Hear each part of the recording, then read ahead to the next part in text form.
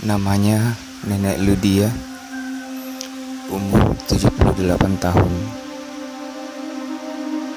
Tinggal bertiga dengan suami dan anak laki-lakinya yang tidak memiliki pekerjaan.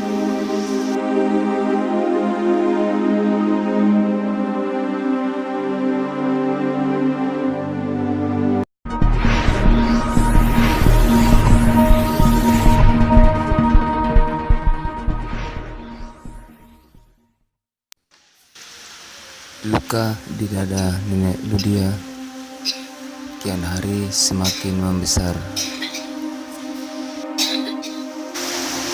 Saat tengah malam, kadang-kadang Nenek Ludia tidak bisa tidur disebabkan tidak bisa menahan rasa sakit.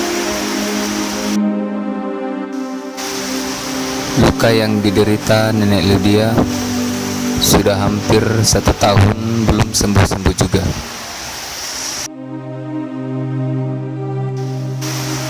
Nenek Ludia sempat beberapa kali memeriksakan ke dokter tentang penyakit yang dideritanya, tetapi sampai saat ini penyakitnya tidak ada perubahan dan malah lukanya semakin membesar.